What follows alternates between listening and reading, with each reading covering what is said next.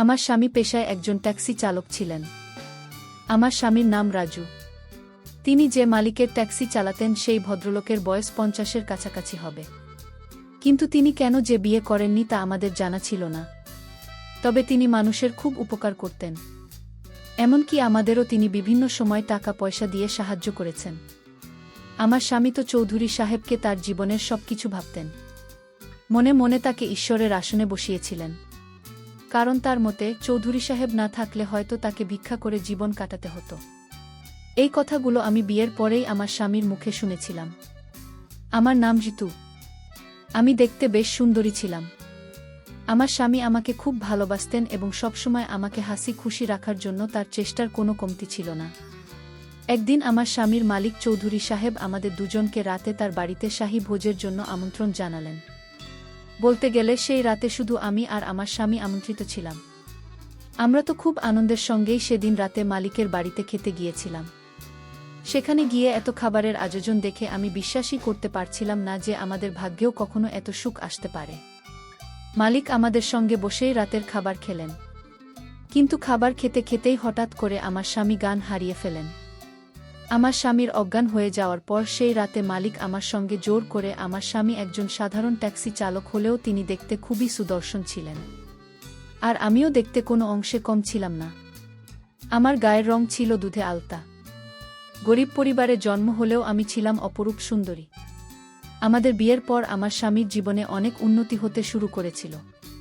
বিয়ের পর থেকেই স্বামীর মুখে মালিকের অনেক প্রশংসা শুনতাম। তিনি বলতেন মালিক নাকি সব গরিব দুঃখী মানুষকে অকাতরে সাহায্য করেন। এমনকি আমাদের থাকার জন্য চৌধুরী সাহেব তার বাড়ির পেছনের বিশাল গেস্ট হাউসটাও ছেড়ে দিয়েছিলেন। এমন নয় যে আমার স্বামীর নিজের কোনো বাড়ি ছিল না। তার একটা ছোট মাটির বাড়ি ছিল গ্রামে। কিন্তু আমাদের বিয়ের পর আমাকে দেখার পরেই কেন জানি মালিক আমার স্বামীকে এই প্রস্তাবটা দেন। আমাদের বিয়ের পর সে দিনই আমার স্বামী আমাকে প্রথমবার মালিকের বাড়িতে নিয়ে গিয়েছিলেন তার সঙ্গে পরিচয় করিয়ে দেওয়ার জন্য। আমাকে দেখার পর চৌধুরী সাহেব আমার স্বামীকে বলেছিলেন, রাজু তুই তো এখন সংসারী হয়েছিস, তোর দায়িত্ব বেড়েছে। আমি চাই না তোর কোনো কষ্ট হোক। আমি তোকে নিজের ছোট ভাইয়ের মতোই দেখি। তাই আজ থেকে তুই তোর স্ত্রীকে নিয়ে আমার বাড়ির পেছনে গেস্ট হাউসে থাকবি। ওটা তো খালি পড়ে আছে। আমার স্বামী প্রথমে লজ্জায় মালিকের এই বড় প্রস্তাবে রাজি হচ্ছিলেন না। আসলে আমরা দুজনেই মালিকের এমন অপ্রত্যাশিত প্রস্তাবে কিছুটা ঘাবড়ে গিয়েছিলাম। তাই প্রথমে রাজি হতে পারছিলাম না। কিন্তু তখন মালিক আমার স্বামীর সামনে আমার গালে আলতো করে হাত রেখে বললেন, দেখো ঋতু, তোমার স্বামী রাজুকে আমি নিজের ছোট ভাইদের মতো স্নেহ করি। আমি কি তোমাদের জন্য এইটুকুও করতে পারি না? তোমরাই তো আমার সব। আর শোন ঋতু, তোমার যদি কোনো রকম অসুবিধা হয় তুমি নিঃসংকোচে আমাকে জানাবে। আর রাজু যদি তোমাকে কখনো কোনো কষ্ট দেয় তাহলে আমাকে এসে বলবে। আমি ওকে ঠিক শুধরে দেব। মালিকের এই আন্তরিক কথা শুনে আমরা তিনজনে একসঙ্গে হেসে উঠেছিলাম। তখন আমি মালিককে বলেছিলাম, চৌধুরী সাহেব, এই জন্যই তো আমার স্বামী আপনাকে এত শ্রদ্ধা করে এবং এত সুনাম করে। আজ আমি নিজের চোখেই তার কারণ দেখতে পেলাম। আমার কথা শুনে আমার স্বামী আমাকে বললেন, ঋতু, মালিকের পায়ে হাত দিয়ে প্রণামটা তো করো। আমি স্বামীর কথা শুনে আনন্দের সঙ্গে মালিকের পায়ে হাত দিয়ে প্রণাম করলাম। মালিকের কথা মতোই এর ঠিক দুদিন পর আমরা তার বাড়ির পেছনের গেস্ট হাউসে চলে এসেছিলাম। আমি আর আমার স্বামী দুজনেই গ্রাম থেকে শহরে এসেছিলাম। তাই শহরে এসে চৌধুরী সাহেবের এত বড় গেস্ট হাউস দেখে আমার সবকিছু স্বপ্নের মতো মনে হচ্ছিল। কারণ ছোটবেলা থেকে তো মাটির বাড়িতে থেকেই বড় হয়েছি এবং অনেক অভাব অনটন দেখেছি। তাই স্বামীর সঙ্গে মালিকের গেস্ট হাউসে এসে আমি অত্যন্ত খুশি ছিলাম। মালিকের বাড়িতে আসার পর আমার স্বামী আমাকে ভালোবেসে বলেছিলেন, দেখলে তো রিনা, আমি তোমাকে বলেছিলাম না যে বিয়ের পর আমি তোমাকে রানীর মতো করে রাখব। আর দেখো আজ মালিকের দয়ায় আমরা কত বড় একটা বাড়িতে থাকার সুযোগ পেয়েছি। কিন্তু আমরা স্বপ্নেও ভাবতে পারিনি যে মালিকের এই সাহায্যের পেছনে অন্য কোনো উদ্দেশ্য ছিল। তার ভেতরের খারাপ উদ্দেশ্যটা আমরা প্রথমে বুঝতে পারিনি। আমরা দুজন তো মালিককে একজন দয়ালু এবং মহৎ মানুষ মনে করতাম। কিন্তু তিনি যে আদালে অনেক নোংরা কাজ করতেন সেটা আমি অনেক পরে জানতে পেরেছিলাম। সেদিন আমরা দুজনে মিলে ভালোমন্দ রান্না করে একসঙ্গে খেলাম এবং খুব আনন্দ করলাম। এমনকি রাতে নিজে মালিক আমাদের সঙ্গে দেখা করতে এসেছিলেন। তিনি আমার মাথায় হাত বুলিয়ে জিজ্ঞেস করলেন, আমাদের আর কিছুর প্রয়োজন আছে কিনা? তখন আমি মালিককে বললাম, মালিক, আমাদের আর কিছুই লাগবে না। আমরা প্রয়োজনের থেকেও অনেক বেশি পেয়েছি। আপনার এই দয়া আমরা কোনোদিন ভুলতে পারব না। তারপর রাতে যখন আমরা খাওয়া দাওয়া শেষ করে উপরের ঘরে ঘুমাতে গেলাম, তখন হঠাৎ রাত 2টা নাগাদ মালিকের মূল বাড়ি থেকে একটা মেয়ের চিৎকার শুনতে পেলাম। কিন্তু বুঝতে পারছিলাম না এত রাতে কোনো মেয়ে মালিকের ঘরের ভেতরে কেন কাঁদছে। কারণ মালিকের বাড়িতে তো কেবল কাজের লোকেরাই ছিল, এবং তার তো কোনো স্ত্রী ছিল না। তাহলে এত রাতে মালিকের ঘর থেকে কোনো মেয়ের কান্নার আওয়াজ কেন আসবে? মেয়েটির কান্নার আওয়াজ শুনে আমি আমার স্বামীকে জাগিয়ে বললাম যে মালিকের ঘর থেকে একটা মেয়ের কান্নার আওয়াজ আসছে। আমার স্বামী তখন বললেন, তোমাকে ওসব নিয়ে ভাবতে হবে না, তুমি চুপচাপ ঘুমিয়ে পড়ো। আর তাছাড়া আমি তো কোনো মেয়ের কান্নার আওয়াজ শুনতে পাচ্ছি না। স্বামীর কথা শুনে আমি তার মুখের দিকে অবাক হয়ে তাকিয়ে বললাম, তুমি কি আমার সঙ্গে ঠাট্টা করছো নাকি মিথ্যে বলছো? কারণ ওই মেয়েটির কান্নার আওয়াজ আমি স্পষ্ট শুনতে পাচ্ছি, আর তুমি বলছো তুমি কিছুই শুনতে পাচ্ছ না। আমার স্বামী তখন আমার হাত ধরে বললেন, দেখো, আমি চাই না তুমি এসব ঝামেলার মধ্যে জড়িয়ে পড়ো, তাই তুমি চুপচাপ ঘুমিয়ে পড়ো, ওদিকে মন দেওয়ার কোনো দরকার নেই। স্বামীর কথা শুনে আমার আর কিছু বলার ছিল না, তাই তার সঙ্গে আর তর্ক না করে আমি চুপচাপ শুয়ে পড়লাম। কিন্তু যতক্ষণ ওই মেয়েটির কান্নার আওয়াজ আমার কানে আসছিল ততক্ষণ আমি ঘুমাতে পারিনি। প্রায় আধ ঘন্টা পর মেয়েটির কান্নার আওয়াজ থেমে গেল। আমি কিছুই বুঝতে পারছিলাম না যে মালিকের বাড়ির ভেতরে আসলে কি হচ্ছে। সেদিন সারা রাত এই কথাগুলো ভাবতে ভাবতে কেটে গেল। আমি এক মুহূর্তের জন্য ঘুমাতে পারিনি।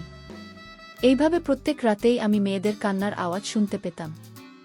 আর আমার স্বামীকে যখনই এ বিষয়ে কিছু বলতাম, সে আমার কথার কোনো গুরুত্ব না দিয়ে ঘুমিয়ে পড়ত। এইভাবে কিছুদিন চলার পর সেদিন রাতেও যখন আমি মালিকের ঘর থেকে একটি মেয়ের কান্নার আওয়াজ শুনতে পেলাম, তখন আমি আর থাকতে না পেরে বিছানা থেকে উঠে নিজের ঘর থেকে বের হতে যাচ্ছিলাম। ঠিক তখনই আমার স্বামী তারা বিছানা থেকে উঠে আমার হাত ধরে আটকালো আর বলল, এত রাতে তুমি কোথায় যাচ্ছ? আমি তখন স্বামীর উপর রেগে গিয়ে বললাম, আজ আমি মালিকের ঘরের ভেতরে গিয়ে দেখে আসব যে কে কাঁদছে এবং কেন কাঁদছে। কারণ আমি প্রত্যেক রাতে মেয়েদের কান্নার আওয়াজ শুনি, আর সেই কান্নার শব্দে আমার সারারাত ঘুম আসে না। আমার স্বামী তখন আমার হাত ধুলে বল, রিনা, আমি তোমাকে কতবার বলেছি এসব ব্যাপারে বা এসব ঝামেলার মধ্যে পড়তে যেও না। আমি তখন স্বামীকে জিজ্ঞেস করলাম, তার মানে তুমি সব কিছুই জানো? তুমি জানো যে প্রত্যেক রাতে মালিকের ঘর থেকে মেয়েদের কান্নার আওয়াজ আসে এবং কেন আসে?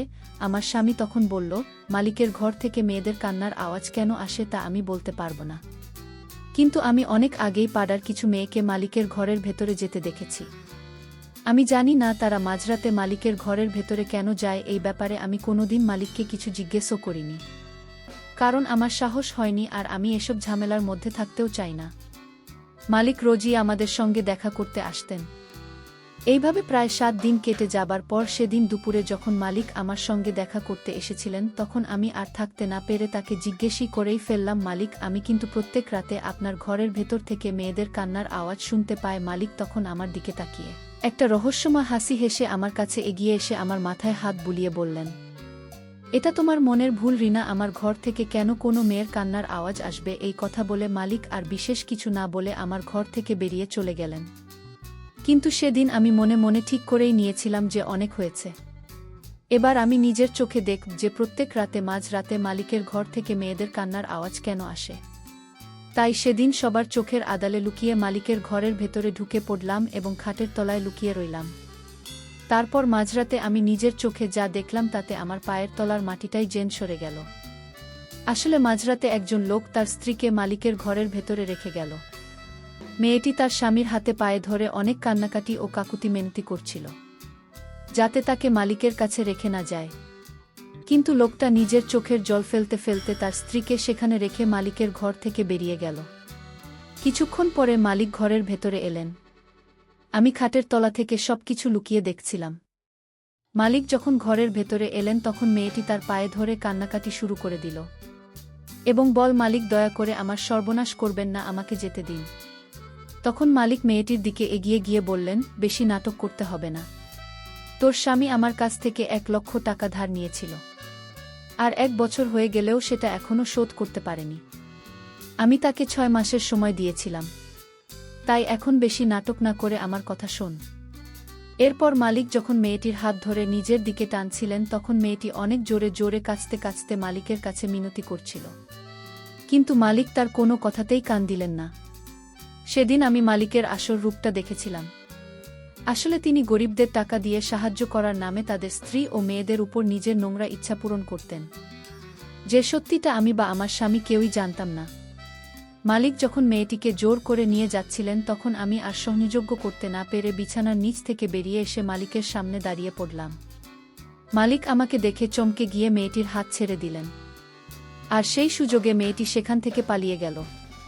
তারপর আমি মালিককে বললাম, ছি, আমি তো আপনাকে একজন ভালো মানুষ মনে করতাম, কিন্তু আপনি এতটা নোংরা এবং নিচু মনের মানুষ আমি স্বপ্নেও ভাবতে পারিনি। আপনি গরিব মানুষদের সাহায্য করার নামে তাদের স্ত্রী ও মেয়েদের সঙ্গে এই ধরনের ঘৃণ্য আচরণ করেন। মালিক তখন হঠাৎ করে আমার হাত চেপে ধরে আমার চোখের দিকে তাকিয়ে বল, রিনা, আমি তোমাকে অনেক ভালোবাসি। যেদিন থেকে তোমাকে দেখেছি সেদিন থেকে আমি তোমার জন্য পাগল হয়ে গেছি। আমি সারাদিন শুধু তোমার কথাই ভাবি। তুমি ওই চালক বিপ্লবকে ছেড়ে দিয়ে আমার কাছে চলে এসো। আমি তোমাকে রানীর মতো করে রাখব। আমি তোমার ছাড়া থাকতে পারছি না। আমি তোমাকে কাছে পেতে চাই। মালিকের মুখ থেকে এসব নোংরা কথা শুনে আমার মাথায় যেন আকাশ ভেঙে পড়ল। আমি তখন রেগে গিয়ে আমার হাতটা মালিকের হাত থেকে এক ঝটকায় ছাড়িয়ে নিয়ে বললাম, আমার স্বামী যেমন আপনাকে বড় ভাইয়ের মতো মনে করত, আমিও আপনাকে ঠিক সেই রকমই শ্রদ্ধা করতাম। কিন্তু আপনার মনে আমার প্রতি এত নোংরা চিন্তাভাবনা ছিল সেটা আমি ভাবতেও পারিনি। আর একটা কথা শুনে রাখুন, আমার স্বামী একজন সাধারণ চালক হলেও তিনি একজন সৎ মানুষ। তিনি আমাকে অনেক ভালোবাসেন এবং আমাকে রানীর মতোই রেখেছেন। আপনার ব্যাপারে সবকিছু জানার পর আমি আর এক মুহূর্তও এখানে থাকতে চাই না। আমি কাল সকালেই আমার স্বামীর সঙ্গে আমাদের গ্রামের বাড়িতে চলে যাব। দরকার নেই আমার আপনার মতন মানুষের সাহায্য বা টাকা পয়সা। এই কথা বলে আমি যখন ঘর থেকে বেরিয়ে যেতে যাচ্ছিলাম তখন মালিক আমার হাত ধরে বললেন, তুমি আমাকে কোথাও যেতে দেব না, তুমি শুধু আমার। আমি যখন মালিককে আমার হাত ছেড়ে দিতে বললাম তখন তিনি বললেন, তুমি যখন আমার ব্যাপারে সবকিছু জেনেই গেছো তাহলে এটাও জেনে রাখো যে আমি যেদিন প্রথম তোমাকে দেখেছিলাম সেদিনই মনে মনে ঠিক করে নিয়েছিলাম যে তোমাকে আমি নিজের করে পাবি। মালিক যখন আমার হাত ছাড়ছিলেন না ঠিক তখনই আমার স্বামী ঘরের অন্য দরজা দিয়ে ভেতরে এসে মালিকের হাতটা আমার হাত থেকে জোর করে ছাড়িয়ে দিলেন এবং বললেন, আমি আপনাকে বিশ্বাস করে অনেক বড় ভুল করেছি। আর আপনি যদি আমাদের এখান থেকে যেতে না দেন তাহলে আপনিও কিন্তু অনেক বড় ভুল করবেন, কারণ আমি অনেক আগেই পুলিশকে ফোন করে দিয়েছি। পুলিশের কথা শুনে মালিক ভয় পেয়ে আমার হাতটা ছেড়ে দিয়ে আমার স্বামীকে বললেন, তোকে আমি 50 লক্ষ টাকা দেব যদি তুই তোর স্ত্রীকে আমার কাছে রেখে যাস। আমার স্বামী তখন মালিকের দিকে তাকিয়ে মুচকি হেসে বললেন, মালিক 50 লক্ষ কেন? 10 কোটি টাকা দিয়েও সত্যিকারের ভালোবাসা কখনো কেনা যায় না, তাই আমাকে টাকার লোভ দেখে কোনো লাভ নেই। তারপর আমরা দুজনেই সেখান থেকে বেরিয়ে পড়লাম এবং সেই রাতেই আমরা মালিকের বাড়ি ছেড়ে আমাদের গ্রামের বাড়ির উদ্দেশ্যে রওনা দিলাম। আসলে সেদিন আমি আর আমার স্বামী আগে থেকেই পরিকল্পনা করেছিলাম যে যেমন করেই হোক মালিকের আসল সত্যিটা সামনে আনতেই হবে। তাই সেদিন শুধু আমি একা নয়, আমার স্বামীও আমার সঙ্গে মালিকের ঘরের ভেতরেই লুকিয়েছিলেন। এখন আমি আর আমার স্বামী আমাদের গ্রামের বাড়িতে ফিরে এসেছি। আমার স্বামী এখন চাষাবাদ করে আমাদের সংসার চালান। টাকা দিয়ে হয়তো অনেক কিছুই পাওয়া যায়, কিন্তু সত্যিকারের ভালোবাসা কখনো কেনা যায় না।